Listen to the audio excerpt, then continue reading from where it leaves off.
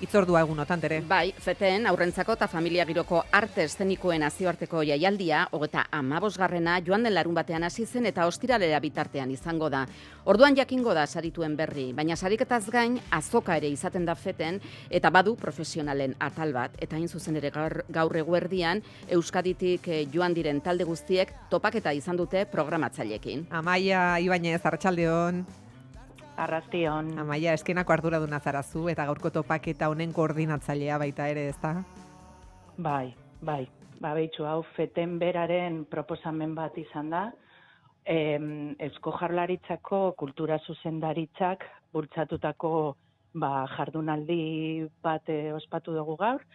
Eta han, aurtengo fetenen programatuta dauden 7 konpainiek, euren buruaren aurkezpen bat egin dute, euren proposamen artistikoen aurkezpentxo bat, eta, gero estatuko erkidego guztitik etorritako iaia 40 edo programatzaile batu dituguan, eta baita ere, gure zarea dela Euskal Antxokien zarea, Euskaldun programatzaileak eta baita ere Euskaldun eragile desberdinak, batez ere hemen akreditatuak dauden beste Euskaldun konpainiak. Zazpi horretatik aparte. 7 talde horiek fetenera aurrentzako obra jakin batekin joan dira? Bai.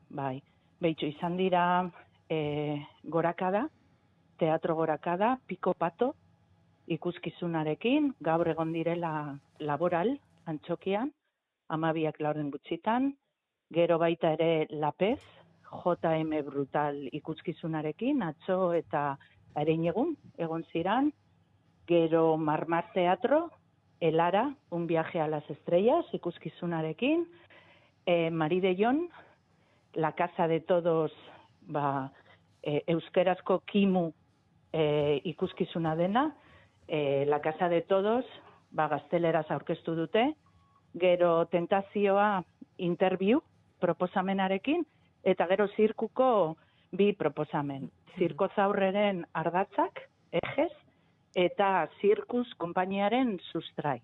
Amaia, antzerki talde eta programatzaileen artean tratu asko izaten aldira fetenen. Ez dakinik aurten egin izango diranen berri izateko igual garaiz izango da, baina...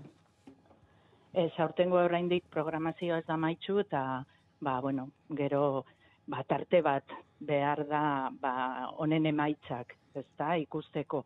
Baina feten, estatu mailan aurrentzako eta familia esparruko Antxokiaren zitarik esanguratsuena da. Eta estatu osoko programatzaileak daude hemen.